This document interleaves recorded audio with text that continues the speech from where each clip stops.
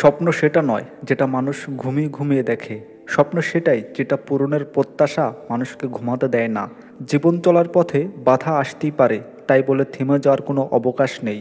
যেখানে বাধা আসবে সেখান থেকেই আবার শুরু করতে হবে। পৃথিবীতে কোনো মেয়ে 6টা গাড়ির মালিক ছেড়ে সিক্স প্যাকওয়ালা ছেলেদের সাথে যাবে না। তাই জিমে যাওয়া বন্ধ করে কাজে যাও। তুমি যদি গরিব হয়ে জন্ম নাও তাহলে এটা তোমার দোষ নয়, কিন্তু যদি গরিব থেকে মারা যাও তবে সেটা তোমার দোষ। কখনো ভেঙে পড়ো না। পৃথিবীতে যা কিছু হারিয়ে যায় অন্য কোনো রূপে সেটি ঠিকই আবার ফিরে আসে জীবনে। তোমার দর্শন ও স্বপ্নকে নিজের সন্তানের মতো লালন করো, কারণ এগুলি তোমার চূড়ান্ত অর্জনের প্রতিচিত্র হয়ে উঠবে। তোমার স্বপ্ন আর তোমার মাঝে দাঁড়িয়ে আছে কেবল একটি জিনিস, সেটি হচ্ছে অজুহাত। যে মুহূর্ত থেকে তুমি নিজেকে অজুহাত দেখানো বন্ধ করে কাজ শুরু করবে, সে মুহূর্ত থেকে তোমার স্বপ্ন আর স্বপ্ন থাকবে না, সেটা বাস্তবে রূপ নিতে শুরু করবে। যদি আমাকে একটি সমস্যা সমাধানের জন্য 1 ঘন্টা বেঁধে দেওয়া হয়, আমি 55 মিনিট সমস্যাটা নিয়ে চিন্তা করি এবং বাকি 5 মিনিট সমাধানটা নিয়ে চিন্তা করি। দুঃসময়ের অন্ধকার কখনো কখনো আমাদের জীবনের সবচেয়ে উজ্জ্বল মুহূর্তটির দ্বার খুলে দেয়। যতবার আমি ব্যর্থ হই এবং চেষ্টা চালিয়ে যাই, তার উপর সরাসরি নির্ভর করে আমি কতবার সফল হতে পারবো। আমার অভিধানে অসম্ভব নামে কোনো শব্দ নেই। এই বিশ্বে স্থায়ী কিছু না, এমনকি আমাদের সমস্যাগুলোও না। প্রাপ্তি আর প্রত্যাশার পার্থক্য হলো দুঃখ। তাই নিজের প্রত্যাশাটা একটু কমিয়ে ফেলো, দেখবে তোমার দুঃখ কমে গেছে। জীবনটাকে নতুন করে আবিষ্কার করার জন্য কখনো কখনো সব ছেড়ে ছুড়ে হারিয়ে যেতে হয়। সহজে জেতার আনন্দ কোথায়? বাধা যত বিশাল, বিজয়ের আনন্দ ততই বাঁধ ভাঙ্গা। অভিজ্ঞতা এই জিনিসটি কেউ কাউকে শেখাতে পারে না। তোমাকে পৃথিবীতে সবচেয়ে জ্ঞানী মানুষটি পরামর্শ দিতে পারেন, কিন্তু যতক্ষণ না নিজে অভিজ্ঞতাটি অর্জন করছো, বিষয়টি তুমি সত্যিকার উপলব্ধি করতে পারবে না। পারিব না এই কথাটি বলিও না আর। কেন পারিবে না তাহা ভাবো একবার।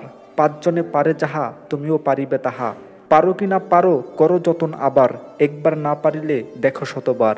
তুমি ভুল করছো, এত লজ্জার কিছু নেই।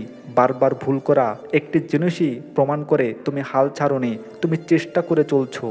জীবন মানে নিরন্তর ছুটে চলা, পদে পদে বাধা, বিপত্তি, প্রতিকূলতার রক্তাক্ত ক্ষতবিক্ষত হওয়া, সেই ক্ষত মুছে আবার প্রবল আগ্রাসে ঝাঁপিয়ে পড়া, সংগ্রাম এবং সাফল্য, এই তো জীবন। ভুল থেকেই মানুষ শিখে, কিন্তু সে ভুলটি যেন না হয় জীবনের শেষ ভুল।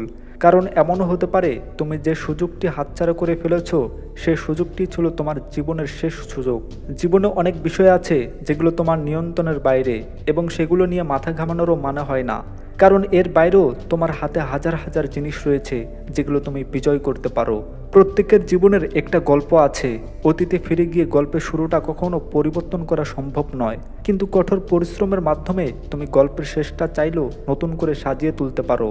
তুমি যে নতুন একটা কাজ হাতে নিয়েছো, তার উপর ভিত্তি করেই সত্যিকারের সিদ্ধান্তের মাপকাঠি ধরা হয়।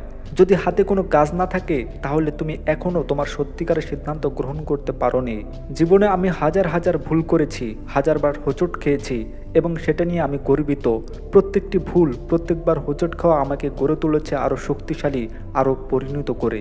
দ্রুত পরিবর্তনশীল বিশ্বে ব্যর্থ হওয়ার একটিমাত্র উপায় আছে, আর তা হলো ঝুঁকি না নেওয়া। বাঁচার মতো বাঁচতে জানলে জীবনটা অসম্ভব রোমাঞ্চকর একটি অভিযান। আর একদম ঝুঁকিহীন জীবন, সে তো মুরগির খোয়ারের ধুকে ধুকে টিকে থাকা। প্রতিটি মানুষই তার নিজের কাছে নির্ভুল, আর এই জন্যই মানুষ ভুল করে। কারণ ভুলকে নির্ভুল ভেবেই মানুষ সবচেয়ে বড় ভুল করে থাকে।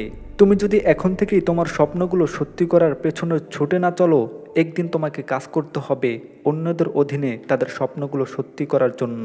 নিজের থেকে বড় কিছু তৈরি করার জন্য তোমার মধ্যে সব ক্ষমতাই রয়েছে।